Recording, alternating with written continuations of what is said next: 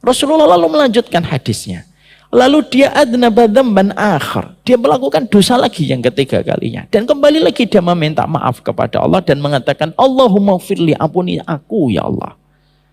Lalu Allah mengulang kalimat yang sama. Adnaba abdi dzamban fa'alima anna lahu rabban yaghfirud dzamba. Hambaku ini dosa lagi yang ketiga kalinya. Tapi dia meminta ampunan kepada diriku. Karena dia tahu aku adalah Zat yang maha pengampun. Aku ampuni lagi. Udah 3 kali, Pak. Coba. Bapak tahu anaknya bapak ngelakuin kesalahan 3 kali. Bapak jewer itu. Sentil sampai merah mungkin kupingnya. Ini yang ketiga, Pak, sudah. Loh, dosa lagi. Yang keempat kalinya, kata Rasulullah SAW. Dan kembali lagi dia mengucapkan Allahumma firli. Ya Allah, ampuni saya, ya Allah. Saya berdosa kembali, ya Allah. Dan kembali Allah mengatakan, tapi yang keempat berbeda. Lalu yang keempat itu Allah mengatakan, i'mal ma syi'ta fa inni qad ghafartu lakum. Yang keempat beda, Pak. Yang keempat Allah mengatakan apa? I'mal ma syi'ta. Berbuatlah semaumu. Fa ini qad ghafartu lakum. Selama kamu terus bertobat dengan sungguh-sungguh, aku akan ampuni. Ingat loh Pak, ini bukan akhirnya nanti, oh ini hadisnya. Ini yang saya cari-cari. Jangan gitu. Selamat datang di channel Tauhid Istiqomah. Semoga video ini bisa membawa berkah untuk kita semua. Amin. Hari ini kita tidak menutup mata bahwasanya persoalan yang dihadapi oleh umat dan masyarakat itu semakin mengkhawatirkan. Anak-anak terkena kecanduan dengan game online, orang tua terkena dengan judi online, dan orang yang lebih tua lagi terkena dengan pinjaman online. Dan itu sebagaimana monster yang menyeramkan, yang menjadikan banyak orang mengalami frustasi dan depresi. Kita berharap semoga dakwah tidak lagi mempertontonkan permusuhan, pertikaian terus-menerus, mencari musuh di antara orang yang beriman. Tapi semoga ke depannya para dai, para mubalik, para ustadz, dan para masjid yang ada senantiasa memahami tentang problematika nyata yang dihadapi oleh umat. Sehingga kita mengharapkan bahwasanya agama tidak hanya menjadi asumsi, menjadi konsumsi kita untuk beribadah. Tapi kita paham bahwasanya agama dan sunnah semoga bisa menjadi solusi atas masalah yang dihadapi oleh umat. Siapapun hari ini yang menghadapi masalah, anaknya kecanduan dengan game online, pasangannya terkena kecanduan dengan judi online ataupun pinjaman online yang riba, kita doakan semoga Allah memberikan jalan keluar untuk mereka. Dan sekali lagi kita berharap semoga dakwah tidak lagi mempertontonkan permusuhan dan pertikaian yang tidak memberikan harapan apapun untuk umat. Jadi kalau ada seorang ustadz, seorang mubalik, walaupun itu saya, kalaupun itu saya mempertontonkan permusuhan, mengajak pertikaian, doakanlah para ustadz-ustadz yang terus mengajak pertikaian dan permusuhan, semoga mereka senantiasa menyadari bahwasanya masalah umat itu nyata di depan kita dan butuh uluran tangan para dai dan para mubalik di dalam menyelesaikan setiap masalah yang ada. Itulah yang disebut dengan rahilah. Rahilah itu penamaan yang diberikan Nabi kepada seseorang yang bukan hanya mereka mengangkut beban, tetapi mereka menyelesaikan masalah yang dihadapi oleh umat. Kepada keluarga besar penuntut ilmu kajian Rabu malam yang semoga Allah memberikan kepada kita istiqamah dalam perjalanan ilmu kita. Semoga kita mempelajari tentang doa dari awal sampai akhir dan kita diberikan istiqamah. Kalau kita mendapatkan semangat di awal, maka itu hal yang wajar. Tapi mendapatkan semangat yang bertahan sampai akhir musim, sampai kita menyelesaikan kitab, maka itu hanya diperoleh bagi mereka yang senantiasa istiqamah. Makanya istiqomah itu merupakan karomah yang paling besar.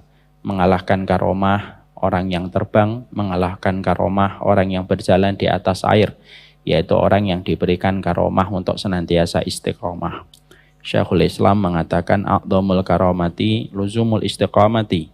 Sesungguhnya karomah yang paling besar yang Allah berikan kepada wali-walinya di atas muka bumi, ketika wali-wali itu diberikan istiqomah atas setiap ilmu dan setiap ketaatan. Semoga Allah memberikan kepada kita istiqomah. Amin.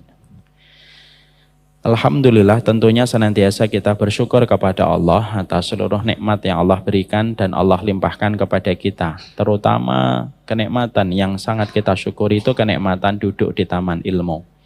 Belum tentu setiap muslim diberikan kenikmatan untuk duduk di teras ilmu ataupun di taman ilmu. Banyak muslim, tapi belum tentu mereka memiliki semangat mengayunkan langkah kakinya untuk duduk di antara taman-taman ilmu. Kita tentunya bersyukur Allah menyempurnakan nikmat rezeki kepada kita. Allah menyempurnakan nikmat sandang, Allah menyempurnakan nikmat pangan dan papan. Dan kita sangat bersyukur Allah memberikan kenikmatan ilmu kepada kita. Sehingga kita memiliki kenikmatan di dalam membuka kitab. Punya kenikmatan di dalam duduk di taman ilmu. Karena ilmu kita butuhkan untuk menjawab segala ujian yang kita hadapi di dalam kehidupan. Antum bisa membayangkan kalau kita semesteran, entah SMA, SMP atau kuliah, lalu kita malamnya tidak belajar. Pasti ketika kita di meja ujian kita keringat dingin, karena pertanyaan-pertanyaan yang ada di lembar ujian tidak mampu kita jawab, hanya karena tadi malam kita tidak belajar. Kalaulah kita ujian saja pada waktu SMA, kuliah, ternyata kalau kita malamnya tidak belajar, kita keringat dingin untuk menjawab setiap persoalan dan setiap pertanyaan di lembar ujian itu, apalagi kehidupan kalau kita tidak belajar. Bagaimana kita bisa menyelesaikan ujian pada kehidupan kita kalau kita tidak pernah belajar? Itulah yang menjadikan kita sekarang paham kenapa angka frustasi, angka depresi semakin tinggi. Angka frustasi dan angka depresi semakin tinggi disebabkan karena banyak di antara kita tidak pernah belajar. Kita tidak mengambil referensi untuk menjadi sebuah kekuatan bagi kita. Dan kita tidak pernah mengambil referensi untuk menyelesaikan setiap ujian yang kita hadapi. Dan itulah yang menjadikan kita paham. Kita ngaji bukan karena kita sok pintar. Kita ngaji bukan karena kita untuk mendebat. Level kita bukan mendebat. Kita ngaji bukan level kita untuk menyalahkan orang. Level kita bukan untuk menyalahkan orang. Tapi kita ngaji levelnya adalah supaya kita punya jawaban atas setiap persoalan dan ujian yang kita hadapi di dalam kehidupan. Cukuplah keringat dingin yang dulu kita pernah rasakan gara-gara tidak bisa menjawab soal, itu menjadi semangat kita bahwasanya kehidupan kita harus diisi dengan ilmu. Siapapun yang mereka senantiasa mengisi hidupnya dengan ilmu, maka dia tahu apa yang harus dilakukan. Kalau bangun di tengah malam, dia tahu apa yang harus dilakukan. Kalau dia punya harta, dia tahu apa yang harus dilakukan. Kalau dia punya istri, dia tahu apa yang harus dilakukan. Bahkan ketika dia masuk kamar mandi pun, dia tahu apa yang harus dilakukan kalau kita memiliki ilmu yang menjadi sebuah edukasi dan referensi pada kehidupan kita. Makanya pantas orang kalau berilmu, semua binatang merasakan manfaatnya. Sampai binatang yang disembelih pada waktu Idul Adha pun merasakan kalau setiap panitia mereka membekali diri mereka dengan ilmu. Makanya sampai binatang-binatang di lautan memintakan ampunan kepada mereka yang duduk di taman ilmu karena mereka tahu sesungguhnya manfaatnya orang yang mencari ilmu sampai kepada mereka sehingga bisa membawa kebaikan pada kehidupan umat hari ini. Semoga Allah senantiasa memberikan kepada kita ilmu. Dan semoga kita tidak bosan dengan perjalanan kita untuk mencari ilmu. Karena sesungguhnya kita telah diwariskan oleh semangatnya para ulama salaf dulu. Bagaimana semangatnya mereka ketika mencari ilmu. Saya pernah membaca lembar kehidupan keluarganya Ibnu Taimiyah. Beliau punya seorang kakek, saking cintanya sama ilmu, Pak. Kalau beliau masuk kamar mandi, anaknya dipanggil. Terus dibukakan satu kitab, lalu ngomong, baca dari halaman ini sampai halaman ini. Lalu beliau masuk kamar mandi. Lalu anaknya membacakan apa yang tadi diperintahkan oleh sang kakek dari Ibnu Taimiyah. Kenapa beliau semacam itu? Karena beliau tidak mau kehilangan kesempatan untuk mendapatkan ilmu walaupun di kamar mandi. Kan beda dengan kita, Pak. Kalau kita di kamar mandi, ngambil korek api. Ya. Lalu ada yang ngerokok, katanya dapat ilhamnya di kamar mandi. Nah, semoga Allah memberikan rahmat untuk kita. Semoga Allah senantiasa memberikan kepada kita ilmu yang bukan menjadikan kita mendebat orang, ilmu yang bukan menjadikan kita sok memahami tentang segala sesuatu lalu kita gampang untuk menyesatkan setiap manusia. Ya Allah, tambahkanlah kepada kami ilmu, dan kami berlindung dari segala ilmu yang tidak bermanfaat. Dan kami berlindung kalau ilmu yang kami pelajari, sunnah yang kami kaji, tauhid yang kami dalami, menjadikan kami hanya menambah musuh di antara orang yang beriman. Semoga kita dihindarkan dari kondisi yang menyedihkan semacam itu. Amin insyaallah. Kita akan membuka dan membedah pada kesempatan hari ini, melanjutkan kajian kita surat Fatir ayat yang ke-34. Doanya adalah Rabbana laghafurun syakur. Mari kita lafadzkan 3 kali. Semoga kita paham doanya, lalu kita pelajari maknanya. Rabbana laghafurun syakur. Rabbana laghafurun syakur. Sekali lagi. Rabbana laghafurun syakur. Ini merupakan sebuah doa yang termaktub di dalam surat Fatir ayat yang ke-34. Dan sebenarnya doa yang baru saja kita baca merupakan closing dari doa yang agak panjang yang diucapkan oleh penduduk surga ketika penduduk surga merasakan kenikmatan, kebahagiaan secara maksimal ketika di dalam surga itu tidak lagi ada kesedihan. Makanya di awal surat Fatir 34 Allah mengabadikan bagaimana sukacita, kebahagiaan yang dirasakan penduduk surga ketika mereka berada di surga. Bukan bersyukur mendapatkan rumah, bukan bersyukur ketika mereka bertemu dengan bidadari, bukan bersyukur ketika khamr yang dulu diharamkan sekarang menjadi halal ketika di surga, bukan itu. Tapi mereka berteriak, bersukacita ketika mereka mengatakan di dalam doa yang Allah abadikan. Wa qalul hamdulillahilladzi adhaba 'annal hazan. Segala puji bagi Allah yang telah menghilangkan semua kesedihan-kesedihan yang ada pada hati kami. Rabbana laghafurun syakur. Inna Rabbana laghafurun syakur. Sesungguhnya Rabb kami adalah Maha Pengampun lagi Maha mensyukuri. Kita kemarin sudah membahas tentang pembahasan doa dari para penghuni surga. Kalau tidak salah 3 pekan yang lalu sebelum saya berangkat dalam safar. Sekarang kita mulai membahas tentang laghafurun syakur. Maka sesungguhnya ketika kita memahami doa ini merupakan doa yang diucapkan oleh para penghuni surga ketika mereka menikmati bahagia dan sukacita maksimal dalam kehidupan mereka ketika tidak ada lagi kesedihan. Karena memang kesedihan itu merupakan satu mata uang yang pasti kita jumpai pada kehidupan. Bapak kalau tambah beriman ujiannya banyak dan terkadang kita sedih. Sedih itu bukan aib. Kapan sedih itu aib? Ketika kesedihan itu mendominasi kita dan menghilangkan kesyukuran kita dan menghilangkan semangat kita di dalam taat dan ridho kepada takdir Allah. Itu baru aib. Tapi sesungguhnya orang beriman sedih, ketika terkadang mendapati ujian. Makanya Rasulullah bersedih ketika beliau kehilangan Khadijah dan kehilangan Abu Thalib, 2 orang yang menjadi pilar yang membackup Rasulullah untuk menghadapi gempuran permusuhan dari orang-orang Quraisy di kota Mekah. Saya jadi teringat Pak, perjalanan kami kemarin ke Uzbekistan. Banyak di antara kita tidak mengetahui bahwasanya Imam Bukhari, salah satu ulama besar, yang tentunya kita paham beliau merupakan imam dari para ulama hadis dunia, itu adalah Imam Bukhari. Kita mengenal Imam Bukhari itu, Masya Allah, tingkat keilmuannya, tingkat hafalannya yang luar biasa. Dan bagaimana kesungguhan beliau sampai beliau memiliki sebuah karya abadi, monumental. Kitab yang paling sahih setelah Al-Quran, yaitu adalah kitab Sahih Bukhari. Tapi sedikit dari kita yang tahu bahwasanya seorang Imam Bukhari itu memiliki ujian berat, Pak.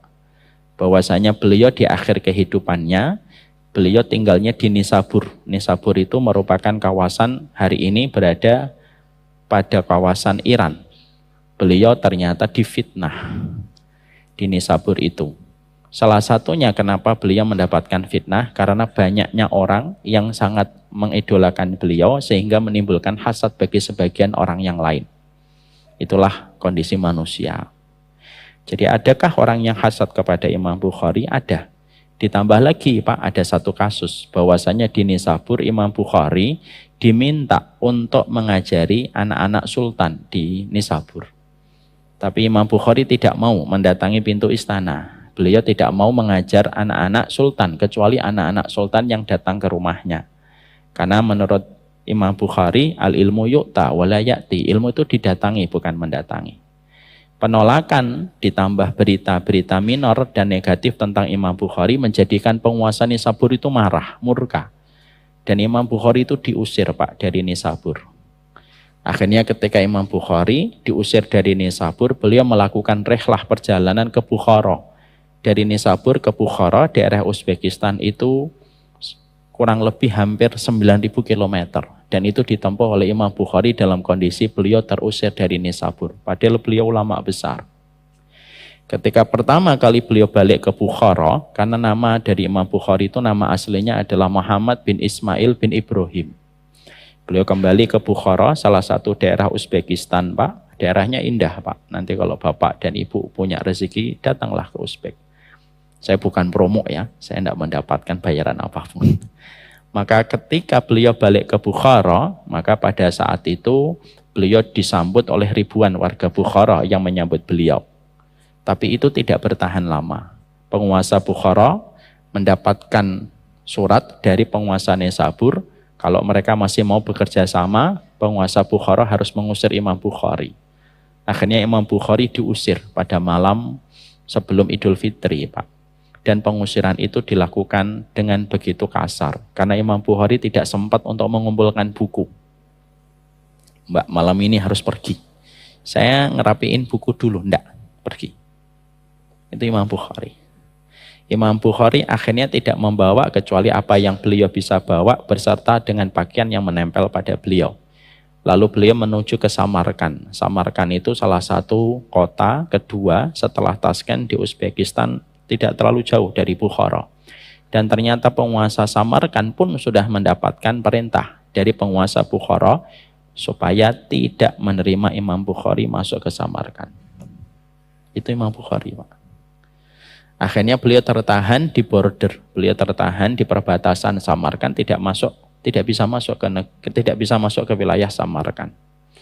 Akhirnya beliau berhenti sejenak, lalu beliau sempat mengadu kepada Allah. Dunia ini asalnya begitu luas untukku ya Allah, tapi hari ini dunia sudah terasa sempit untukku. Cabutlah nyawaku kalau engkau berkenan dan engkau ridho. Tidak lama setelah itu Imam Bukhari meninggal dunia di pinggir jalan, Pak. Itu Imam Bukhari. Banyak orang tidak tahu. Jadi Imam Bukhari tidak meninggal di kamar-kamar istana. Imam Bukhari tidak meninggal di kamar besar kayak ustadz-ustadz hari ini kayak saya gitu. Tidak meninggal di kantor-kantor dan pondok-pondok gede kayak saya gitu mungkin. Tapi Imam Bukhari, imam ulama, seluruh para ulama hadis meninggalnya di pinggir jalan. Karena beliau terusir dari rumahnya dan tidak bisa masuk ke Samarkand, dan beliau saat itu bingung mau kemana, beliau akan mengayunkan langkah kakinya. Seorang Imam Bukhari. Seseorang yang ketika akan meletakkan hadis, maka beliau bersungguh-sungguh, beliau sholat 2 rakaat, beliau mandi junub, beliau sholat 2 rakaat, baru meletakkan satu hadis. Orang yang dinobatkan paling pintar dalam hafalan sepanjang sejarah sampai hari ini, Pak. Orang yang pernah menghadapi 10 orang, membawa hadis, setiap satu orangnya 10 hadis. Diacak, Pak, antara matan dengan sanad. Bapak harus paham, matan itu isi, sanad itu an itu namanya sanad. Dan ketika beliau diuji, pada usia masih belia 15 tahun, semua 10 orang, dia duduk di sidang sama 10 orang. Lalu setiap satu orang menyampaikan 10 hadis yang sudah diacak secara sembarangan. Didengarkan semua hadis itu ada 100, didengarkan dengan baik oleh Imam Bukhari. Lalu Imam Bukhari, setelah hadis yang ke-100 yang terakhir disebutkan, Imam Bukhari dengan begitu tenang mengalir ilmunya berkata, dari hadis yang pertama, hadis tadi yang kamu sebutkan salah. Hadis yang salah bunyinya begini, yang kamu tadi sebutkan. Yang benar begini. 1, 2, 3, 4, 5, sampai 100 hadis. Jadi beliau bukan hanya membetulkan 100 hadis, tapi menyebutkan 100 hadis yang salah yang diacak sama yang menguji beliau. Itu Imam Bukhari. Dan Bapak tahu apa selain dari kesedihan yang kita rasakan, dari kesedihan Imam Bukhari rahimahullahu ta'ala, kita juga belajar apa tirakat, apa mujahadah seorang bapak dan ibunya Imam Bukhari sampai memiliki anak secemerlang Imam Bukhari yang namanya abadi di dalam lesan para penuntut ilmu bahkan ratusan tahun setelah beliau meninggal dunia. Mari kita bedah Pak di dalam biografi dan manaqibnya Imam Bukhari. Maka sesungguhnya Imam Bukhari itu akhirnya menjadi ulama besar karena 2 tirakat. Tirakat bapaknya dan tirakat ibunya.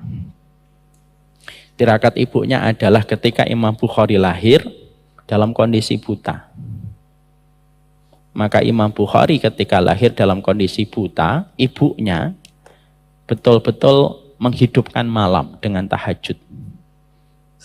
Membasahi tempat sujudnya. Dan tidak pernah putus mendoakan Imam Bukhari supaya dikembalikan penglihatannya. Maka hampir 1 bulan atau 2 bulan setelah beliau memanjangkan doanya, memanjangkan tahajudnya, tirakatnya di dalam doa dan sholat, 1 malam ibunya ketika lelah berdoa tertidur di atas tempatnya beliau beribadah. Lalu beliau berjumpa dengan Nabi Ibrahim. Lalu Nabi Ibrahim berkata, Innallaha qad radda basara ibnik. Sesungguhnya Allah telah mengembalikan penglihatan anakmu. Bangun ibunya dan mendapati Imam Bukhari kecil sudah mulai ada tanda-tanda melihat. Dan tanda melihatnya Imam Bukhari itu berangsur-angsur. Sampai akhirnya sempurna penglihatan Imam Bukhari. Tirakatnya seorang ibu. Makanya kita Pak, sebagai seorang laki-laki, kalau kita tahu doa istri kita 3 kali lebih mustajab daripada doa kita sebagai bapak untuk anak-anak kita. Kasih tahu sama istri kita. Doamu 3 kali lebih mustajab daripada doaku. Berdoalah yang sering kepada anak-anak kita. Karena aku kalau berdoa kalah 3 kali set daripada doamu. Kamu boleh marah kepadaku, kamu boleh kecewa sama aku, tapi kamu tidak boleh menghentikan doamu untuk anak. Dan laki-laki yang baik adalah laki-laki yang terus mengingatkan istrinya untuk mendoakan anak-anaknya. Karena apa? Doanya wanita itu luar biasa didengarkan oleh Allah daripada doanya seorang bapak. Dan kita tidak usah protes. Kok gitu sih Ustadz? Tidak usah. La yus'alu amma yaf'alu wa hum yus'alun. Allah tidak pernah ditanya, kita yang ditanya sama Allah. Tirakat yang kedua, tirakat bapaknya, namanya Ismail bin Ibrahim. Ismail bin Ibrahim ini seorang penuntut ilmu, Pak. Beliau sakit dan beliau meninggal dunia. Pada saat ketika sebelum beliau meninggal dunia, Ismail bin Ibrahim ini ngomong, dipanggil itu istrinya, dan berkata kepada istrinya, aku tinggalkan kitab di perpustakaan untuk anak kita. Ya, saudaranya Bukhari 1 Pak, namanya Ahmad bin Ismail bin Ibrahim. Imam Bukhari Muhammad bin Ismail bin Ibrahim. Aku tinggalkan perpustakaan untuk 2 anak kita. Dan aku tinggalkan dinar dan dirham yang aku simpan di sini. Dan aku pastikan tidak ada dinar dan tidak ada dirham. Tidak ada satupun dinar dan dirham yang aku tinggalkan untuk menghidupi 2 anakku dan memberikan pendidikan terbaik untuk anakku yang aku campurkan dengan haram dan syubhat. Aku pastikan dinar dan dirhamnya bersih untuk kedua anak kita. Masya Allah, Pak. Dari tirakatnya seorang bapak untuk mencari harta yang bersih, dari tirakatnya seorang ibu yang terus berdoa, lahirlah dengan gemilang seorang anak yang bernama Muhammad bin Ismail bin Ibrahim yang akhirnya bergelar dengan nama Imam Bukhari. Makanya bapak-bapak, tirakatnya bapak itu apa? Kalau memang bapak tidak bisa tahajud panjang, kalau bapak tidak bisa puasa Daud, kalau memang bapak tidak bisa sedekah yang banyak, minimal jangan masukkan 1 rupiah pun yang tercampur dengan harta yang syubhat dan haram, karena itu yang membatalkan perjalanan baik anak kita dalam kehidupan di masa dewasa. Tirakatnya ibu apa? Banyaklah berdoa. Kalaupun siklus bulanan, teruslah berdoa. Bapak harus mengingatkan terus. Dan disitulah kita mendapati tentang kisahnya Imam Bukhari. Jadi Imam Bukhari pun mendapatkan kesedihan, Pak. Diusir, Pak. Tingkat keilmuan Imam Bukhari dituduh menyimpang apa yang beliau pelajari, itu setingkat Imam Bukhari.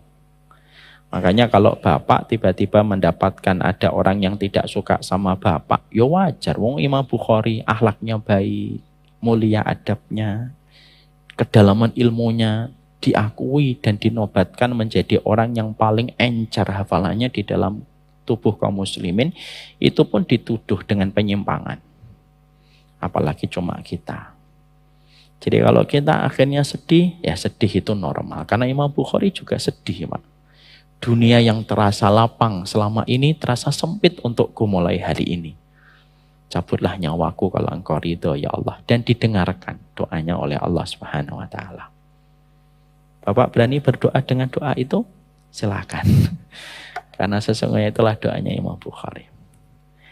Sekarang mari kita kembali. Bahwasanya disitulah kita paham perkara yang paling disenangi oleh penduduk surga itu adalah hilangnya kesedihan, Pak. Berarti ujian kita dalam hidup itu ya menjumpai kesedihan. Ustadz, kenapa teriakan penduduk surga ketika mereka bersuka cita dan berbahagia, mereka mengatakan Alhamdulillahilladzi adhaba annal hazan. Kenapa kok itu? Kenapa mereka tidak berteriak, ya Allah, akhirnya bidadari datang. Kenapa tidak mengatakan, ya Allah ternyata mobil Mercedes tidak ada apa-apanya dengan apa yang aku peroleh hari ini. Kenapa kok yang disebutkan bukan bidadari, bukan rumah, bukan istana, bukan makanan. Tapi justru yang disebutkan itu sesuatu yang sifatnya itu maknawi, Pak. Ya Allah, segala puji bagi engkau yang sedihnya kami itu tidak tersisa sama sekali. Saya tidak bisa membayangkan perasaan yang sedang dirasakan penduduk surga ketika mengucapkan ini. Para ulama lalu mengatakan, kenapa ucapannya penduduk surga Alhamdulillahilladzi adhaba annal hazan? Kenapa kok itu? Bukan bidadarinya yang disebut. Kenapa bukan tempat yang indah yang disebut? Karena keindahan tempat, keindahan bidadari, kelezatan makanan itu tidak sebanding dengan kenikmatan ketika hati kita sudah tidak lagi sedih. Itu kenikmatannya. Makanya yang disebutkan itu yang puncak, bukan yang bawah. Contoh, Pak Haiban misalkan, beliau ini mendapatkan hadiah mobil, harganya 500 juta. Di samping mobil, beliau juga mendapatkan hadiah, misalkan handphone, yang include di dalam mobil harganya 5 juta. Plus mendapatkan sepatu yang harganya 1 juta. Ada 3 hadiahnya. Mobil 500 juta, yang kedua handphone 5 juta, yang ketiga sepatu harga 1 juta. Pulang beliau ketemu sama istrinya, Ummu Nino. Kira-kira Pak Haiban cerita tentang sepatunya, atau cerita tentang handphonenya, atau cerita tentang mobilnya? Mobil. Gak usah ditanya, Pak Haiban pasti sudah bisa kita tebak. Pasti dia akan jawab, Bu, apa? Dapat mobil. Tidak mungkin dia akan mengatakan, Bu, aku dapat apa? Sepatu 1 juta, handphone 5 juta. Tidak, pasti yang disebut mobil dulu. Itulah yang kita pahami. Kenapa kok ucapan penduduk surga itu Alhamdulillahilladzi adhaba annal hazan. Karena nikmatnya surga itu yang paling puncak salah satunya adalah setelah ketemu Allah, bertetangga dengan para nabi, hilangnya kesedihan di dalam hati. Ya, jadi nanti kalau bapak sedih, ibu-ibu kasih tahu, dah Pak, nggak apa-apa sedih, nanti di surga hilangnya. Gitu. Istri kita sedih, hibur, nanti insya Allah di surga hilang. Karena itulah yang dihibur oleh Allah ketika kita membaca surat Fatir 34. Indahnya hidup itu kalau beriman kepada hari akhir. Ada harapan besar yang kita miliki pada perjalanan hidup kita. Setelah kita mengetahui tentang doa ini, mari kita fokus kepada Rabbana laghafurun syakur. Di sini ada sebuah pembahasan dulu. Kenapa disebutkan ghafur baru setelahnya syakur? Kenapa bukan syakur setelahnya ghafur? Ya kan? Itu ternyata ada penjelasannya dan penjabarannya. Tapi sebelum kita masuk ke penjelasan itu, kita harus bisa membedakan mana itu artinya ghafur dan mana itu artinya ghaffar. Allah sering menyebut kata ghafur, Allah juga menyebut dirinya dengan kata ghaffar. Bedanya apa, Ustaz? Nah, para ulama di dalam tafsirnya itu menjelaskan perbedaan antara ghafur dengan ghaffar, walaupun intinya sama, yaitu sama-sama mengampuni.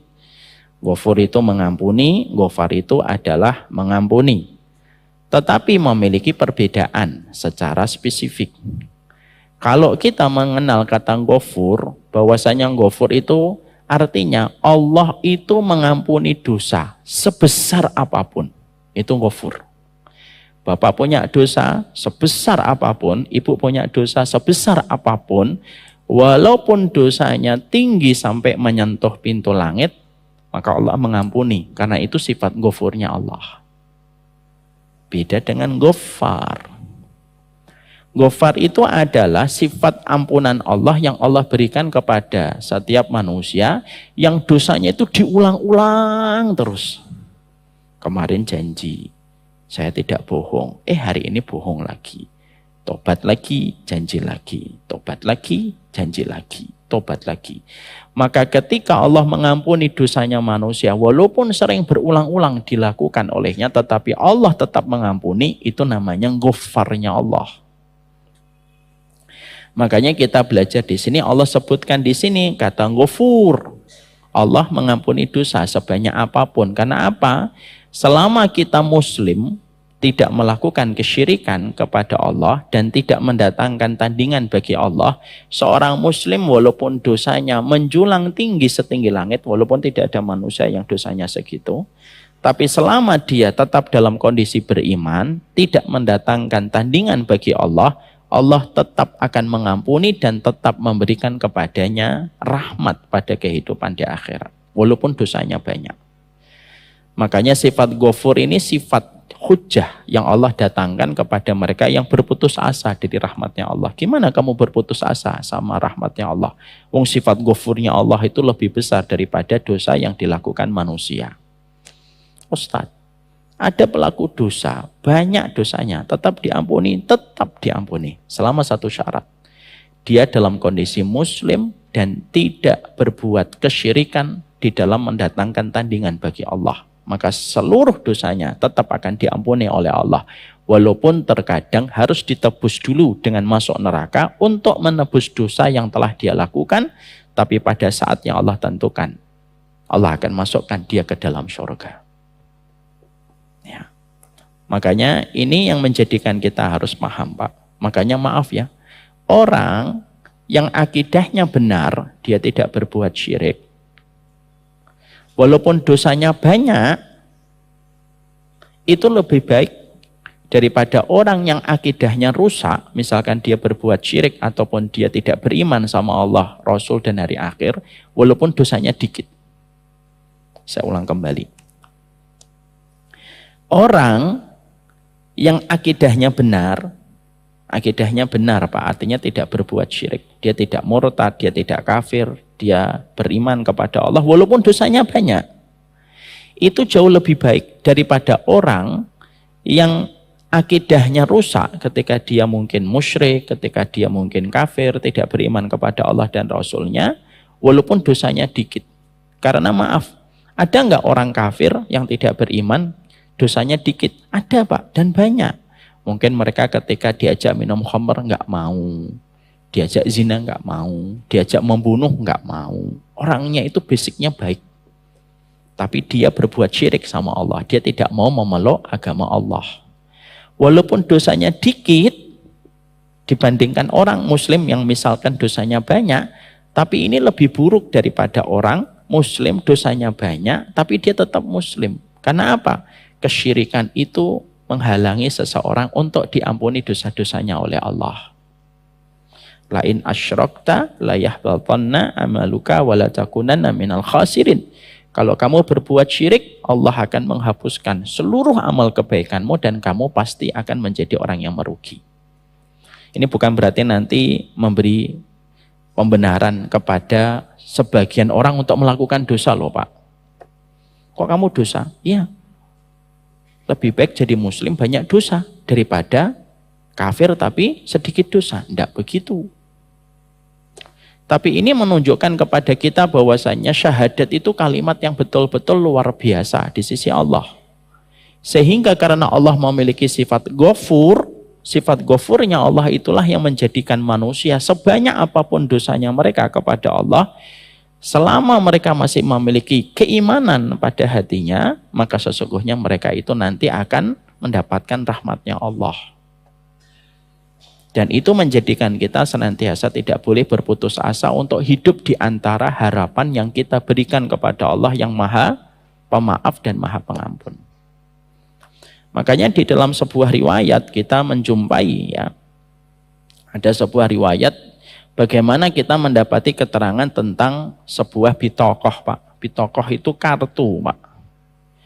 Bagaimana ketika Rasulullah mengatakan yusahu birajulin min ummati yaumal qiyamati ala rusu'il khalaik fayunsyaru lahu tis'atun wa tis'una sijjilan. Ada di antara umatku, kata Rasulullah, yang nanti terpilih di antara kebanyakan orang pada saat itu. Lalu orang itu dihadapkan kepada Allah, Pak. Ada 99 kartu yang akan Allah hisab dari dirinya. 99 kartu. Orang itu berdiri di hadapan Allah, kata Nabi Muhammad. 99 kartu itu dibentangkan oleh Allah, setiap satu kartu jret. Atau lagu jret. Setiap satu kartu itu, kata Rasulullah, dosanya itu sepanjang mata memandang. Setiap satu kartu ketika dibuka oleh Allah, setiap satu kartu itu dosanya sepanjang mata orang memandang. Jret. Semuanya kelihatan dosanya. Itu baru satu kartu. Buka lagi yang kedua, buka lagi yang ketiga, buka yang keempat, sampai 99 kartu.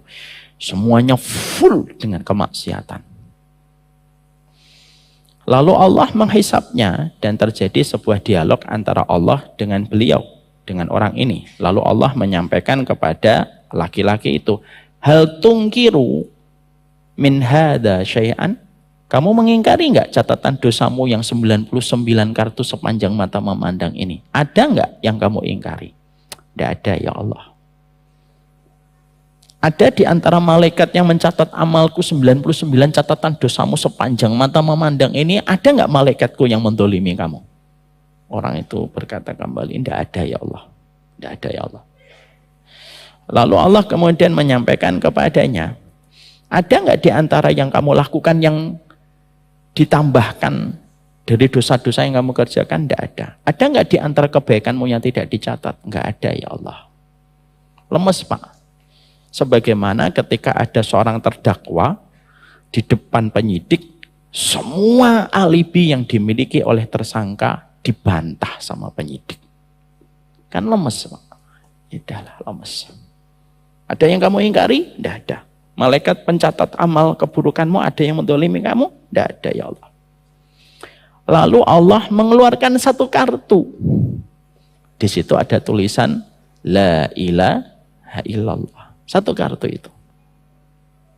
Lalu orang itu berkata, Rabbi ma hadhil bitaqah ma hadhis sijilat. Ya Allah, apa artinya satu kartu ini dibandingkan 99 kartu dosa dan kemaksiatan yang aku telah kerjakan? Apa artinya satu kartu? Mahadihi bitokoh. Kartu itu tuh apa ya Allah? Maka sesungguhnya Allah mengatakan, innaka la tudlam. Kamu tidak akan didolimi. Diletakkanlah kartu La ilaha illallah di satu timbangan. Lalu 99 kartu di timbangan yang satunya. Maka kartu La ilaha illallah ini lebih berat daripada 99 kartu dosa dan kemaksiatan yang Allah perlihatkan kepadanya. Kartu La ilaha illallah itulah yang menjadikan beliau mendapatkan rahmatnya Allah. Itulah sifat ghafurnya Allah. Makanya janganlah kita ketika melihat pelaku dosa meyakini bahwasanya dia pasti masuk neraka dan kekal. Belum tentu. Bisa jadi dia bertobat besok, Allah terima tobatnya. Dan belum tentu kita istiqomah dalam taat sampai hari ketika kita menutup mata. Apa yang menjadikan kita sombong? Makanya kenapa kita mendapati bahwasanya kalau ada orang yang melakukan dosa, jangan dicela, jangan dihujat. Karena bisa jadi kamu akan diuji dengan dosa yang sama dan bisa jadi kamu pun belum tentu selamat sebagaimana orang yang kamu cela. Tidak selamat dari dosa itu. Lihat betapa perlindungan Allah dengan sifat ghafurnya. Allah masih melindungi hak-haknya pendosa. Bahkan pendosa pun kalau sudah meninggal dunia pun kita tidak boleh menghujat. Orang nih dosa, misal peminum khamr, mati overdosis. Kubur dia di dalam kuburan. Itu pun tidak boleh lagi kita hujat. Kenapa? Kata Rasulullah.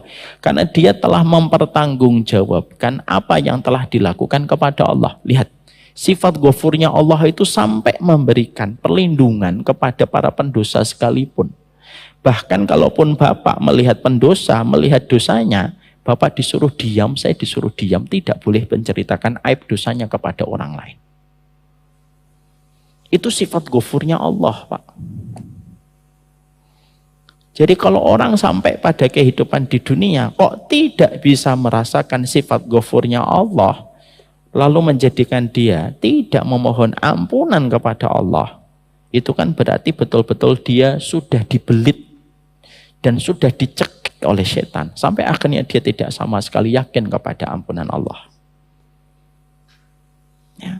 Makanya orang yang melakukan dosa, lalu merasa takut dengan dosa yang dia perbuat, itu jauh lebih baik daripada orang yang melakukan ibadah, lalu dia sombong pada ibadah yang telah dia lakukan dan dia kerjakan. Sifat ghafurnya Allah. Dan Allah menciptakan kita itu karena Allah itu ingin melihat siapa di antara kita yang bertobat, Pak.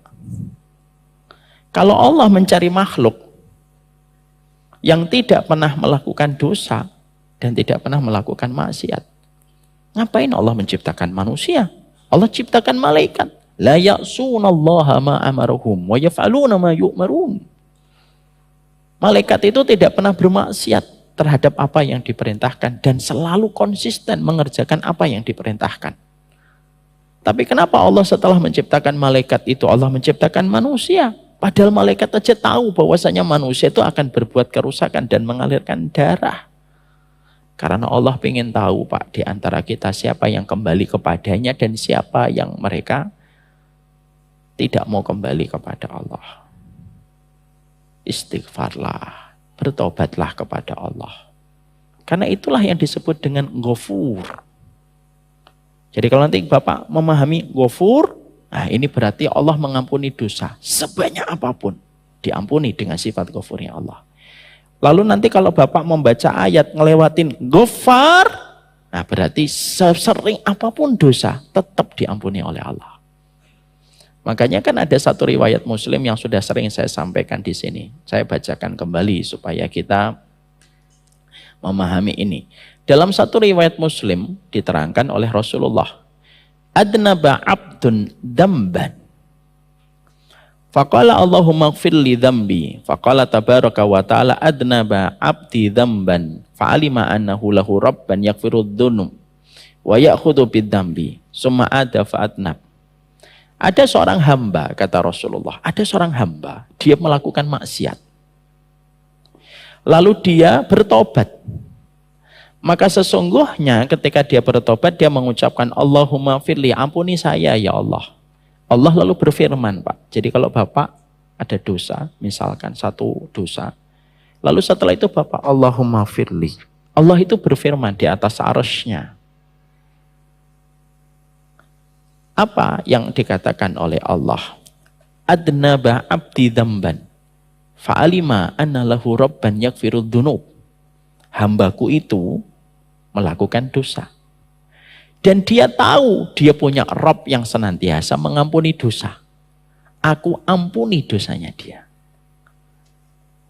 Setelah itu kata Rasulullah, atnaba dzamban akhar. Loh, setelah diampuni sama Allah, dia dosa lagi, Pak, dengan dosa yang sama, ngulang lagi. Lalu dia mengatakan kembali, Allahumma fitli, ampuni saya, ya Allah, dosa lagi.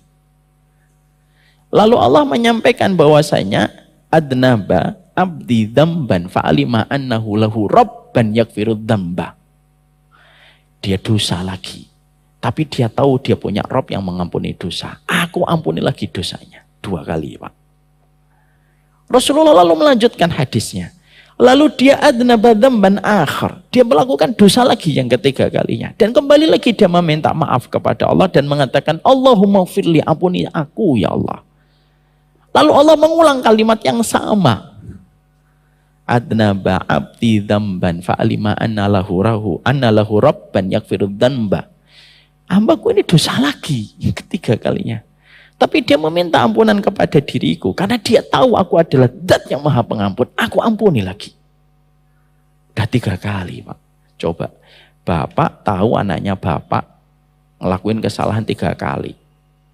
Bapak jewer itu, sentil sampai merah mungkin kupingnya. Ini yang ketiga, Pak, sudah. Loh, dosa lagi. Yang keempat kalinya, kata Rasulullah SAW. Dan kembali lagi dia mengucapkan Allahumma firli. Ya Allah, ampuni saya, ya Allah. Saya berdosa kembali, ya Allah.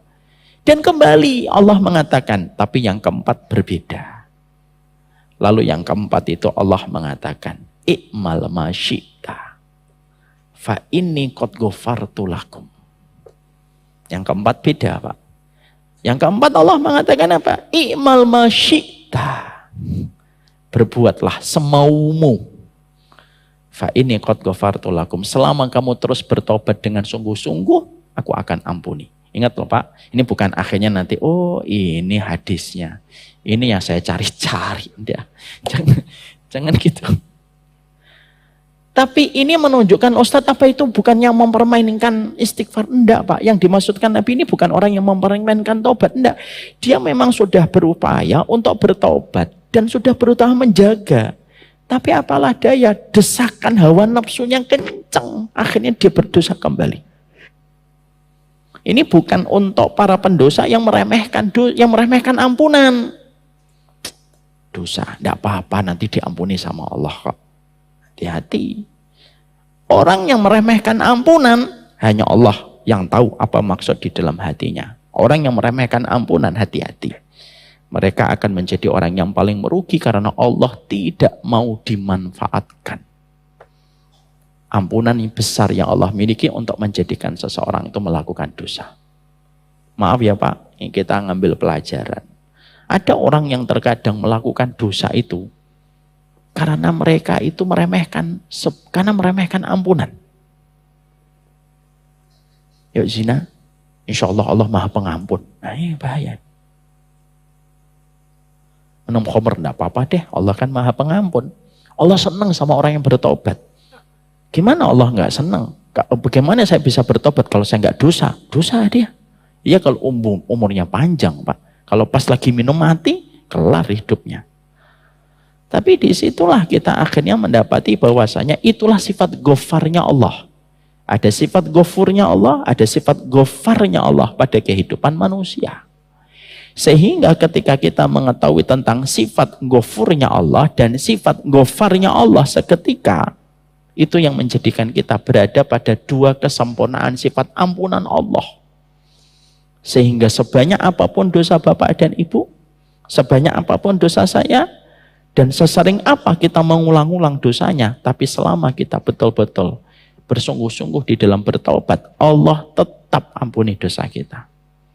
Makanya kalau kita meminta ampunan itu jangan ditangguhkan dan jangan ditakhirkan. Kalau bisa sebelum malam tidur, kita tuh di dalam hati sembari ini, ya Allah ampuni dosa-dosaku hari ini. Baru tidur. Supaya bersih Pak lembarannya. Karena kemaksiatan itulah yang akan mengakhirkan kita untuk mendapatkan rahmat dan akan menjadikan kita mendapatkan berbagai macam kesulitan kita di dalam kehidupan kita. Makanya Imam Ibnu Qayyim itu memberikan wasiat. Ini juga teguran untuk saya. Kadang-kadang masih suka lupa. Imam Ibnu Qayyim itu berkata, sebelum tidur, ampuni dosanya orang, mintalah maaf sama Allah. Karena yang menjadikan kita tidak nyaman hidup di dunia itu ya karena dosa kita. Ketika kita salah sama Allah dan kita belum meminta maaf sama Allah. Saya pernah memberikan sebuah contoh. Kapan saya memasuki Masjid Al-Falah dalam kondisi tidak nyaman, Pak? Kalau saya punya salah sama Pak Haiban, pasti saya nggak nyaman masuk ke Masjid Al-Falah. Kalau saya masuk, saya lihat Pak Haiban di sebelah mana ya? Oh, dia sebelah kanan. Saya ngambil sebelah kiri. Pak Haiban di shop mana ya? Shop 2. Saya ngambil shop 5. Pak Haiban ketika habis dikir langsung pulang atau enggak? Oh, dia nggak langsung pulang. Saya langsung pulang. Kenapa kok saya tidak nyaman di Al-Falah? Karena saya punya salah sama Pak Haiban. Akhirnya tidak nyaman saya datang ke masjid ini, walaupun masjid ini megah, dingin, ya, suasananya enak, tetap nggak nyaman, sempit Masjid Al-Falah bagi saya. Kenapa? Karena saya salah sama Pak Haiban. Ditambah lagi Pak Haiban itu ketua yayasan. Siapa? Mohon maaf Pak. Ya kan, akhirnya nggak nyaman saya. Kapan saya akan nyaman kembali ketika masuk Masjid Al-Falah? Simple kok. Datang Pak Haiban, minta maaf ya Pak Haiban. Kemarin itu saya nggak belikan bakso itu karena uang saya mepet. Kiri saya lagi mati. Saya nggak bisa belikan. Oh enggak apa-apa, dipeluk kita. Tenang. Setelah itu kita Masjid Al-Falah tenang. Bahkan bersandingan dengan Pak Haiban pun tenang. Kenapa? Karena Pak Haiban sudah memaafkan kita. Sama. Kenapa ya kok kita kadang-kadang malam itu resah. Siang itu gundah. Karena dosa-dosa kita belum berikan permintaan maaf kita kepada Allah.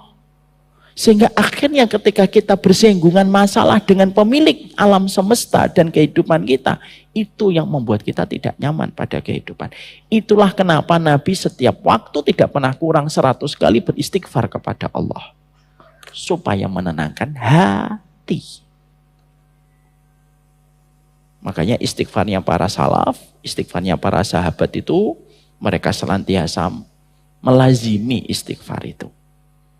Dan mereka tahu betul, istighfar itu untuk menjadikan tenang kembali hati kita dan suasana jiwa kita. Jadi di situ kita paham ya, ada sifat Ghafur, ada sifat Ghaffar. Kenapa di sini Ghafur yang disebut Ustadz? Karena Ghafur ini mengampuni semua dosa sebanyak apapun, karena sesungguhnya tidak ada orang yang masuk surga kecuali dosanya diampuni oleh Allah. Paham bedanya Ghafur dengan Ghaffar? Paham. Jadi setelah kita memahami bahwasanya ada perbedaan dari kata Ghafur dan kata Ghaffar yang sudah kita bedah secara ilmu, ini memberikan efek kepada hati kita di dalam kita menjalani kehidupan. Terkadang kita melakukan dosa yang sama, berulang-ulang dosa itu kita lakukan dan kita kerjakan, maka janganlah kita putus harapan untuk terus kita memohon ampunan kepada Allah. Ketika Allah itu mensifati pada sifat dan namanya yang sempurna dengan sifat Ghaffar. Sebanyak apapun dosa yang pernah kita lakukan, setebal apapun dosa yang pernah kita kerjakan, jangan kita pernah putus harapan kita untuk diampuni dan mendapatkan rahmat dari sisinya Allah Subhanahu wa Ta'ala. Allah bersama dengan prasangka hambanya. Ketika kita senantiasa menata hati kita bahwasanya kita mendapatkan ampunan di sisi Allah, maka sesungguhnya Allah akan memberikan kepada kita sesuai dengan prasangka yang kita berikan kepada Allah Subhanahu wa Ta'ala. Ini yang menjadikan kita harus senantiasa kita hadirkan pada kehidupan hati kita. Makanya saya mencoba untuk mencari lafaz-lafaz istighfar yang senantiasa dilazimi oleh para sahabat dan pernah disampaikan oleh Nabi secara langsung. Memang ucapan kita meminta ampunan kepada Allah itu beragam. Kita bisa mengucapkan Sayyidul Istighfar, Allahumma anta rabbi la ilaha illa anta khalaqtani wa ana abduka wa ana ala ahdika wa wa'dika mastata'tu. Abu uluka bi nikmatika alayya wa abu ubi dambi faghfirli fa innahu la yaghfiru dzunuba illa anta. Itu Sayyidul Istighfar. Kita juga bisa mengucapkan astagfirullah ataupun mengucapkan astagfirullahal adzim. Atau kita bisa memakai sebuah lafaz yang dicontohkan oleh Rasulullah, ketika beliau pernah ditanya oleh seorang sahabat, bagaimana kami ketika ingin untuk meminta ampunan kepada Allah. Maka Nabi mengajarkan kepada sahabat ini dalam satu riwayat yang sahih, dalam riwayat Bukhari, sebuah doa yang indah. Mari kita lafadzkan bareng-bareng. Allahumma inni dolamtu nafsi dulman kasiron wala yakfirud dunuba illa anta faghfirli maghfiratan min indik warhamni innaka antal ghafurur rahim. Sudah hafal doanya? Tidak. Nanti saya ingatkan pekan depan kita coba tuliskan di board supaya nanti bisa kita tuliskan. Maka ini termasuk salah satu di antara lafadz istighfar yang diajarkan langsung oleh Nabi. Allahumma inni dolamtu nafsi dulman katsiran wala yaghfirud dzunuba illa anta. Yaitu, ya Allah, sesungguhnya aku ini telah mendolimi diriku dengan kedoliman yang sangat banyak. Dan tentunya tidak ada yang memaafkan setiap dosa kecuali adalah Engkau. Faghfirli maghfiratan min indik. Berikanlah kepadaku ampunan dengan sebuah pengampunan di sisimu. Warhamni, rahmati aku ya Allah, sesungguhnya Engkau Maha Pengampun lagi Maha Penyayang. Maka penting juga saya menyampaikan bahwasanya ketika kita sudah mengetahui tentang sifat ghafarnya Allah dan kita memahami sifat ghafurnya Allah, dan ini memberikan harapan. Saya ingatkan, harapan itu harus disertai dengan sebuah pembuktian dan sebuah ikhtiar terbaik di dalam kita menuju kepada ampunan Allah. Karena ada orang-orang yang mereka tertipu dengan angan-angan mereka untuk diterima ampunannya oleh Allah, padahal dia tidak melakukan apapun untuk menuju kepada ampunan Allah. Banyak muslim yang mereka beranggapan begini, tidak apa-apalah nanti saya berbuat dosa yang banyak. Selama saya muslim kan saya nanti tetap diampuni oleh Allah. Ini termasuk salah satu prasangka yang dibenci oleh Allah. Dan prasangka-prasangka yang semacam ini, prasangka diampuni oleh Allah untuk meringankan dan menggampangkan dia melakukan dosa, termasuk prasangka yang sudah Allah sampaikan di dalam surat Fussilat ayat yang ke-23. Allah menyampaikan, وَذَلِكُمْ ظَنُّكُمُ الَّذِي ظَنَنْتُمْ بِرَبِّكُمْ أَرْدَاكُمْ فَأَصْبَحْتُمْ مِنَ الْخَاسِرِينَ. Allah menyampaikan, demikian itu kamu berprasangka dengan prasangka kepada Rabbmu. Artinya ada manusia yang dia berprasangka Allah itu Maha Pengampun, lalu akhirnya sifat ampunan Allah itu dijadikan tameng, dijadikan pembenaran untuk terus melakukan dosa. Akhirnya Allah menyampaikan, وَذَلِكُمْ ظَنُّكُمُ الَّذِي ظَنَنْتُمْ بِرَبِّكُمْ. Itulah prasangkamu dulu. Allah menyampaikan kata-kata ini pada surat Fussilat 23 kepada penduduk neraka. Jadi ada penduduk neraka yang Allah menyampaikan, itu loh prasangkamu dulu kepada Rabbmu yang menjadikan kalian itu binasa gara-gara prasangka itu. Dan jadilah kalian itu sebagai orang yang merugi. Artinya sifat ghafurnya Allah, sifat ghafarnya Allah kita tanam pada hati kita, tapi jangan sekali-kali kita merasa nyaman untuk melakukan dosa walaupun kita sudah mengetahui sifat ghafurnya Allah dan ghafarnya Allah. Makanya begini Pak, tempatkanlah antara khauf dengan roja pada tempatnya masing-masing. Tahu artinya khauf? Khauf itu artinya takut. Roja artinya berharap. Berharap itu salah satunya berharap diampuni oleh Allah. Tempatkanlah khauf dan roja itu pada tempatnya. Kalau bapak, ibu sedang tergoda dengan pesona maksiat, tergoda dengan dosa, jangan memakai sifat rojaknya Allah. Tapi ingatlah sifat azabnya Allah. Itu namanya khauf Pak. Bapak, misalkan ada laki-laki Pak, di depannya ada perempuan menggoda dia melakukan zina. Lalu yang dia ingat, kajian Rebu ini Pak, sifat ghafur dan ghafarnya Allah. Jadi Pak zina. Karena dia salah menempatkan.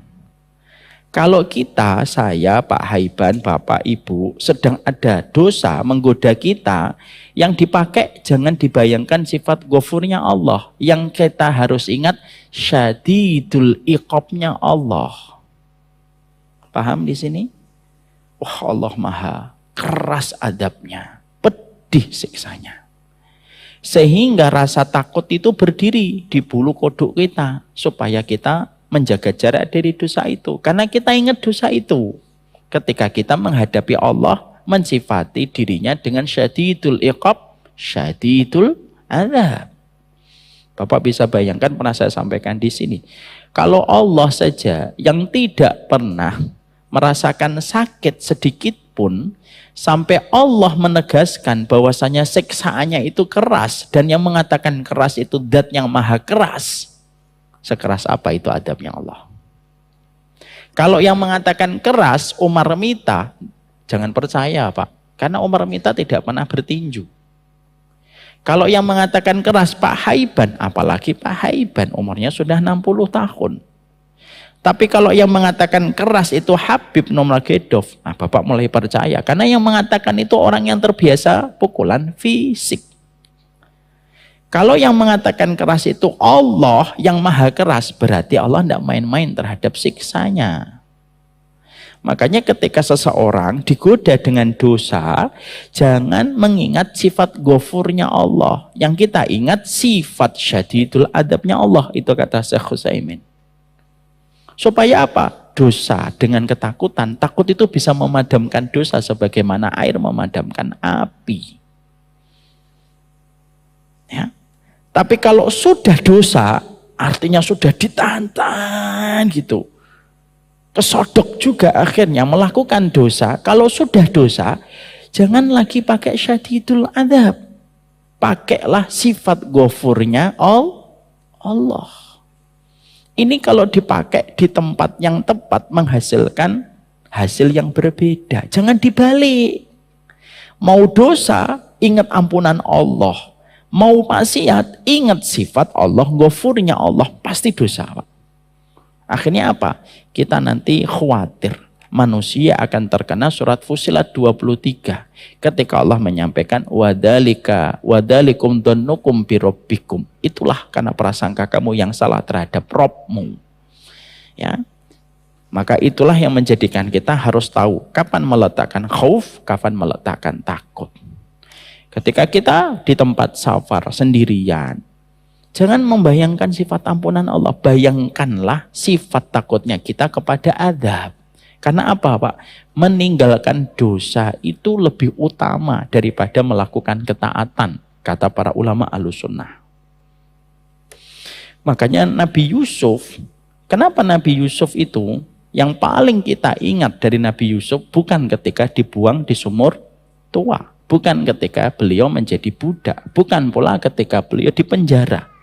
Tapi yang paling kita ingat dari Nabi Yusuf itu apa? Ketika Nabi Yusuf mampu menahan dirinya dari dosa zina. Yang ditawarkan secara genit kepada Nabi Yusuf. Lalu Nabi Yusuf mengatakan, saya takut kepada Allah. Ini yang menjadikan Nabi Yusuf dicintai betul oleh Allah, Pak. Makanya tidak ada kisah Nabi Yusuf kecuali yang paling kita ingat momennya Nabi Yusuf menolak dan menampik seorang wanita yang begitu cantik mempesona. Ya. Makanya akhirnya betul kata kaidah para ulama salaf. Fi'lul khairat yaf'aluha al-fujjar wal mu'minun. Melakukan kebaikan itu bisa dilakukan mukmin ataupun pendosa. Kalau melakukan baik itu Pak, tidak harus baik, tidak harus mukmin. Kadang-kadang pendosa pun melakukan baik. Dia tetap memberikan bantuan sama yatim piatu, membantu janda, membantu fakir miskin. Kalau melakukan baik itu semua orang bisa melakukan. Tapi kata para ulama salaf, para ulama terdahulu, mereka mengatakan wa tarkul munkarat la yaf'aluha illa siddiqun. Tapi meninggalkan dosa itu tidak bisa dilakukan kecuali orang yang jujur imannya sama Allah. Nah inilah yang menjadikan kita harus paham, meninggalkan dosa itu komponen penting menjaga kedudukan dan posisi kita di hadapan Allah. Jadi jangan sampai kita terperosok dengan prasangka kita. Jangan, saya nggak mau nih pulang dari sini kita buka pintu, kita ingat sifat ghafurnya Allah, kita sifat ghafarnya Allah, lalu dosa, lalu mengingat bitokoh yang tadi kita sampaikan dalam riwayat Bukhari, itu menjadikan kita tambah punya dalil untuk berbuat dosa. Kok dosa mas? Oh, kamu belum tahu hadis bitokoh ya? Makanya ngaji malah jadi dalil untuk berbuat dosa. Maka jangan. Ingatlah syadidul adabnya Allah dan syadidul iqabnya Allah. Kalau sudah dosa apa? Sifat ghafurnya Allah dan sifat ghafarnya Allah dan ghafurnya Allah itu akan Allah berikan kepada kita. Kalau kita diterima, dosa kita di dunia akan dihapus, kesulitan kita akan dihilangkan. Kecuali dua, kalau dosanya berkaitan kedoliman dan berkaitan durhaka sama orang tua. Bapak tobat dan tidak tobat, tetap dua ini akan diberikan balasan dulu. Hati-hati sama dua dosa ini. Ya. Setelah kita mengetahui tentang itu, sekarang kita bahas. Kenapa disebutkan kata ghafur dulu, baru setelahnya kata syakur? Ada yang tahu, Pak? Mungkin pernah membaca tafsirnya dalam tafsir Imam Ibnu Katsir? Siapa yang bisa menjawab? Saya kasih hadiah. Hadiahnya umrah Ustadz, maaf saya belum mampu untuk itu. Kenapa disebutkan ghafur dulu, baru setelah itu syakurnya Allah? Pak Haiban? Pak Haiban nyari di Google, nggak ada Pak di Google. Google nggak membahas semuanya. Mari kita bedah. Sifat ghafur diletakkan oleh Allah dulu di dalam inna rabbana laghafurun syakur. Karena sifat ghafur itu, konsekuensi dari sifat ghafurnya Allah itu apa? Konsekuensi dari sifat ghafurnya Allah menjadikan kita dihapuskan dari perkara yang kita takutkan dan kita khawatirkan. Apa yang paling kita takutkan dan paling kita khawatirkan? Neraka. Itu yang paling kita khawatirkan. Sifat ghafur itu diterangkan lebih dulu. Kenapa? Sifat ghafur itu konsekuensi dari sifat ghafurnya Allah. Kamu selamat dari neraka kalau sudah dapat ghafurnya Allah. Jadi manusia itu kalau sudah dapat ampunan, Pak, maka dia selamat dari neraka. Tapi selama manusia belum mendapatkan ampunan, ya selama itu dia masih terancam dengan neraka. Makanya itu pula yang menjadi salah satu hikmah. Kenapa kita kalau mendoakan orang mati, ketika kita mensolatinya, maka kita mengucapkan Allahumma fillahu warhamhu wa'afihi wa'afu anhu. Kenapa 4 permintaan? Allahumma fillahu warhamhu wa'afihi wa'afu anhu. Kenapa 4-4-nya itu punya makna yang sama konteksnya? Ampuni dosanya mayat ini. Karena ketika mayat itu sudah diampuni, berarti dia dihindarkan dari perkara yang paling menakutkan. Dan apa yang paling menakutkan? Yaitu neraka. Itu perkara yang paling menakutkan. Makanya kalau seseorang sudah diampuni, tenang. Plong dia Pak, kalau sudah diampuni. Di dunianya tenang, di akhiratnya pun tenang. Makanya ketika ada seseorang yang diampuni oleh Allah dalam satu riwayat, ada seseorang Pak, di tempat dalam satu hadis, ditempatkan di hadapan Allah, lalu Allah menerangkan, ini dosamu, iya, ini dosamu, iya. Lalu ditutupi oleh Allah, karena dia dulu ketika di dunia sering menutupi dosa orang, aib orang. Makanya ketika Allah buka dosanya, Allah buka aibnya, Allah tutupi hanya Allah dan dia. Ingat ya Pak, kata Imam Ibnu Katsir, manusia nanti ketika disidang oleh Allah, ketika pas pemeriksaan dosa, ada 2 manusia. Ada orang yang diperiksa dosanya dan aibnya di depan seluruh manusia sampai manusia itu ngeliatin. Ini ada di dalam tafsir Imam Ibnu Katsir.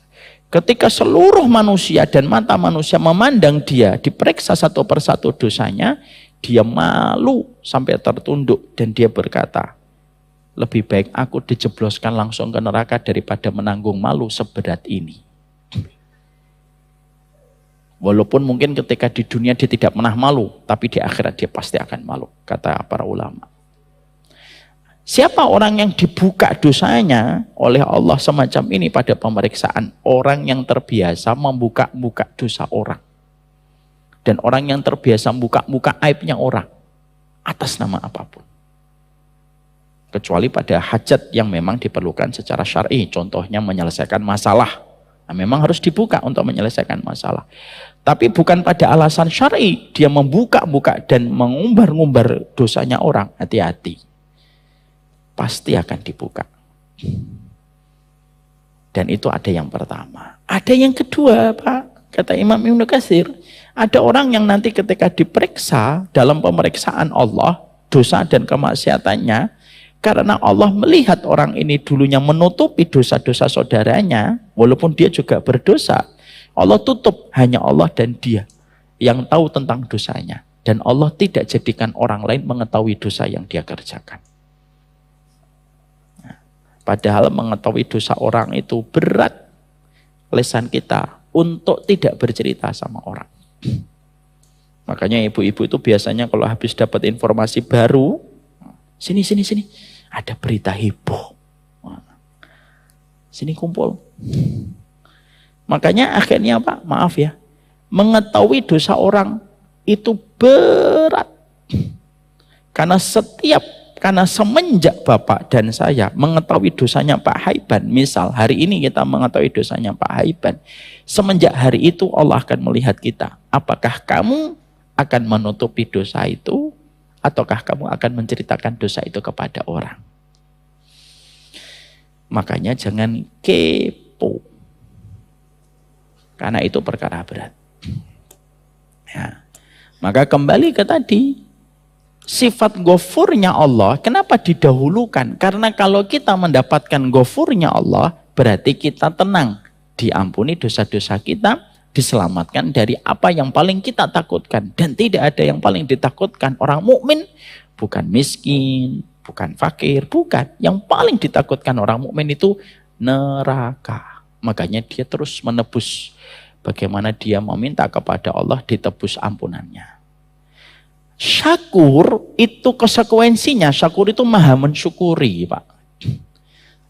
Kenapa ditempatkan setelah ghafur? Karena syakur itu konsekuensi, sifat syakurnya Allah itu apa? Memberikan kepada seorang hamba apa yang dia inginkan dan paling apa yang dia harapkan. Apa yang paling kita harapkan, Pak? Surga.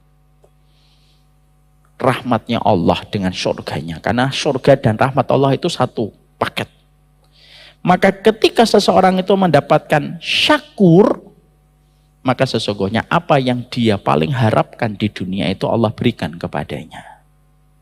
Makanya diletakkan dulu, ghafur dulu, bukan syakur. Kalau diletakkan, Rabbana la syakurun ghafur, maknanya jadi berantakan. Makanya Allah tempatkan Rabbana la ghafurun syakur.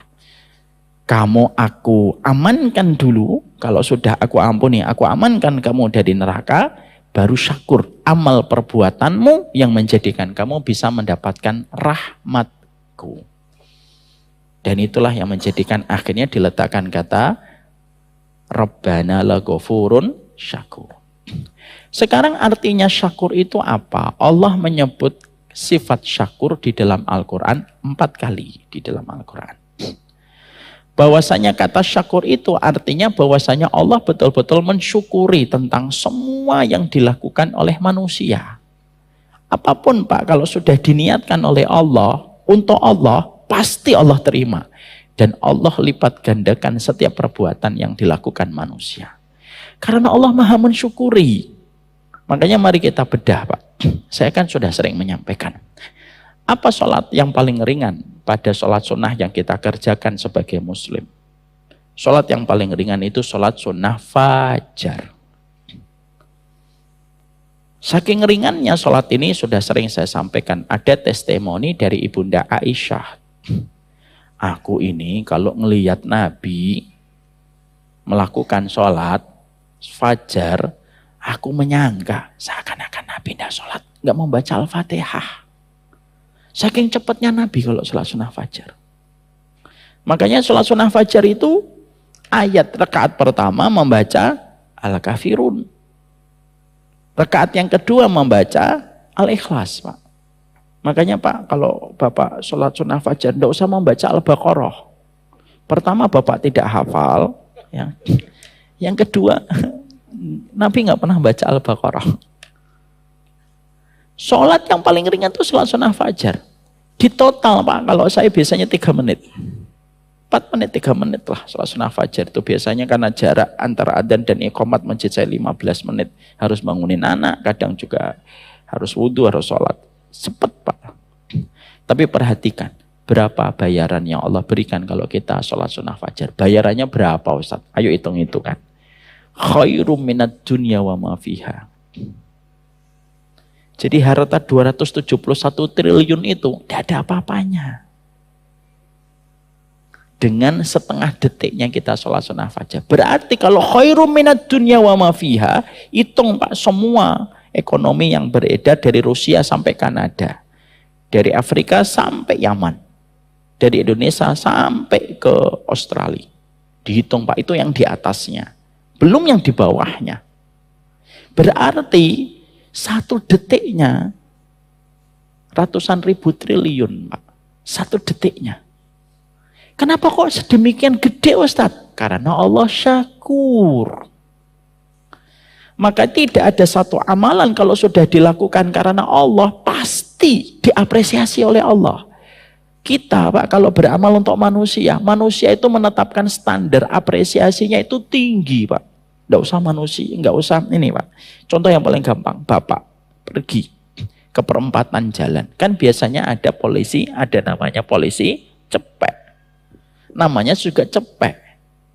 Coba Bapak berani ngasih 100 cepekan kepada polisi di perempatan jalan. Mungkin Bapak dibaret kali mobilnya. Dia mungkin marah. Ya Allah kasih cepek, mungkin dibuang.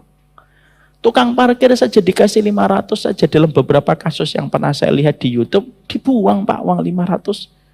Karena mereka nganggap uang 500 sekarang itu bisa beli apa? Itu manusia Pak. Kita Pak kalau saya dikasih bakwan gitu ya, nggak usah bakwan lah. Dikasih kurma, dipotong separuh. Ini Ustadz ke rumah separuh gitu. Ya Allah ngasih kurma. Kita pasti ngomong, lebih baik nggak usah ngasih daripada ngasih kayak gitu. Pasti gitu omongannya kita. Tapi itu tidak berlaku sama Allah. Sampai Allah menitipkan pesan lewat lisan Rasulullah. Ittaqun nar walau bisyakin min tamr. Takutlah kamu kepada neraka walaupun dengan kurma separuh yang terpotong yang kamu infakkan, Pak. Jadi kalau misalkan ada orang masuk masjid, di situ ada kantong kas gitu, dimasukkan itu sudah pelan-pelan gitu. Ternyata jarak antara permukaan sama bawahnya kan tinggi, Pak. Dia merasa nggak ada yang ngelihat gitu. Pas ketika dimasukkan, meluncur itu uang 500 perak. Cedong, dong. Orang pada ngeliatin 500 atau 1000 ini. Itu dibagi kita 500 itu bagi gimana balesnya 500 gitu loh. Tapi dia di hadapan Allah dengan sifat syakurnya Allah itu enggak ada kata 500 diapresiasi. Makanya orang mukmin itu kalau betul-betul mengenal Allah itu tidak mungkin depresi dia. Kenapa? Uang 500mu pun akan diapresiasi oleh Allah. Kenapa? Menunjukkan Allah itu maha berterima kasih. Sehingga ketika kita mengetahui sifat syakurnya Allah itu apa konsekuensi yang kita harus rasakan pada kehidupan. Jangan beramal untuk manusia karena standar manusia untuk mengapresiasi amalmu itu terkadang terlalu tinggi. Tapi beramallah kita karena Allah selalu mengapresiasi setiap amalmu walaupun hanya uang 500 perak. Itu akan terus diganti oleh Allah. Makanya wa may ya'mal mithqala dzarratin famay ya'mal mithqala dzarratin khairan yarah. Sehingga akhirnya apa? Supaya antara si miskin dan si kaya itu tetap punya harapan sama Allah.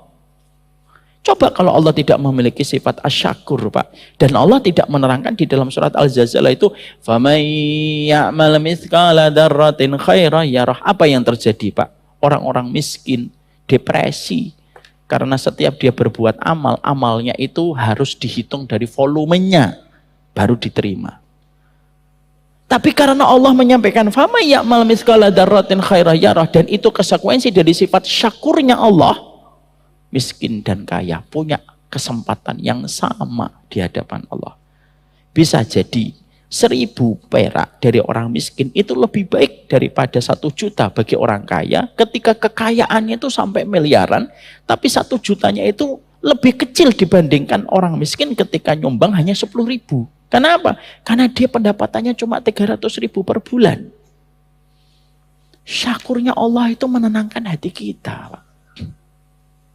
Makanya akhirnya dengan sifat syakurnya Allah ketika Bapak tahu gitu, nanti turun duluan, lalu Bapak nata beberapa sandal dengan niatan supaya ketika orang nanti nyari sandalnya tidak kesusahan. Bapak balik sandal-sandal itu.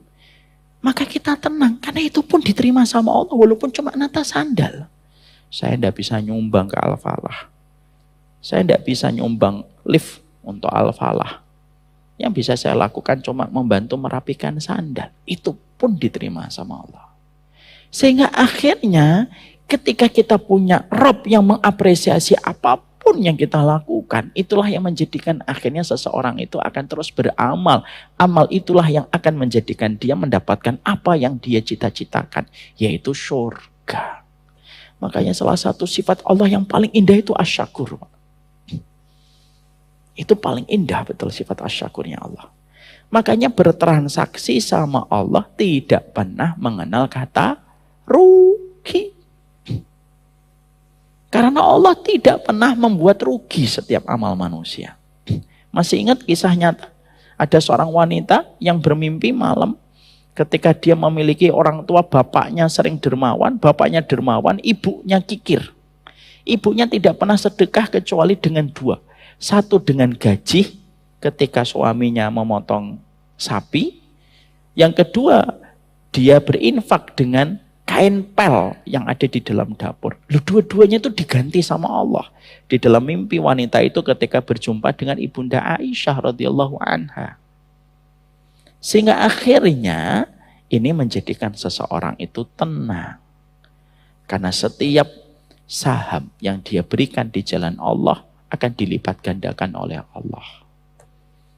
Makanya orang-orang yang mereka itu mengetahui tentang sifat syakurnya Allah, maka terus akan memberikan yang terbaik di dalam perjalanannya. Makanya akhirnya kita menjumpai kan kisah yang pernah saya sampaikan, ada pezina dari kalangan Bani Israel, dia zina 6 hari berturut-turut, Pak. Yang dikisahkan oleh Abdullah bin Mas'ud radhiyallahu anhu, ada seseorang ahli ibadah lalu berzina 6 hari berturut-turut. Lalu setelah itu dia menyesal, dia tinggalkan tempat ibadahnya. Lalu dia kelaparan, dia dapat roti, Pak. Sebelum makan roti itu ketika dia sudah gemetar, ada seorang tua yang juga gemetar rasa laparnya. Disedekahkan itu rotinya. Dia mengambil cuma secuplik dari roti itu. Tapi roti itu justru diterima oleh Allah dan diampuni dosanya ketika Allah itu maha asyakur. Ya. Jangan mikir, oh roti terus akhirnya nanti melakukan itu ya. Tapi itulah maha syakurnya Allah dalam setiap perbuatan. Kita menjumpai ada seorang wanita memberikan minuman kepada seekor anjing. Itu salah satu sifat syakurnya Allah, Pak. Coba kalau kita punya Allah yang perhitungan, Pak. Lalu Allah tidak memiliki sifat asyakur, di mana Allah melipat gandakan setiap amal kebaikan dalam kehidupan kita. Mungkin tidak ada satupun manusia yang akan mendapatkan rahmat. Kenapa? Hitung-hitungan kita dengan amal tidak akan pernah memantaskan kita dengan surga. Yang memantaskan kita dengan surga itu karena rahmatnya Allah. Dan rahmat Allah itu melahirkan sifat syakurnya Allah. Maka itulah yang menjadikan kita akhirnya paham. Rabbana laghafurun syakur. Kenapa kok para penduduk surga mengatakan inna rabbana laghafurun syakur? Karena para penduduk surga itu tahu dosanya sudah diampuni dan dia mendapatkan tempat yang sangat indah di surga itu ketika dihilangkan kesedihannya. Karena 2 perkara itulah yang paling besar mendorong manusia mendapatkan surganya Allah. Jadi kalau Bapak sudah dapat ghafurnya Allah dan syakurnya Allah, berarti Bapak insya Allah mendapatkan rahmat untuk berada di antara taman-taman indah di surga. Indahnya kehidupan ini kalau kita hidup di atas satu sifat Allah kepada sifat Allah berikutnya. Sifat Allah satu kepada sifat Allah berikutnya. Makanya betul kata Syekh Utsaimin, orang cemas itu karena lupa sifatnya Allah. Kalau dia tahu sifatnya Allah, dia akan tenang kembali. Inilah surat Fatir 34. Inna Rabbana laghafurun syakur. Semoga kita hidup kehidupan kita dengan dua sifat ini, karena dua sifat inilah yang dibacakan oleh penghuni surga di dalam surganya. Ini yang kita sampaikan, berarti selesai surat Fatir 34. Nanti kita akan lanjutkan doa yang ke-29. Rabbana wa taqabbal doa. Doanya Nabi Ibrahim. Bagaimana doa ini? Kenapa dipanjatkan oleh Nabi Ibrahim? Dan momen apa Nabi Ibrahim mengucapkan doa ini? Kita pelajari Rabu pekan depan. Ini yang dapat saya sampaikan. Malam sudah semakin gelap. Waktu sudah bertambah pekat. Tak layak saya memperpanjang kata, karena inilah saatnya kita berjumpa dengan keluarga. Masya Allah. Pas ya. Jangan disuruh ngulangi lagi, saya tidak bisa. Semoga Allah merahmati kita dan memberikan berkah untuk kita. Saling menyayangi, saling mencintai karena Allah semata. Jangan sampai kita dipisahkan oleh setan ketika menjadikan kita saling bermusuhan.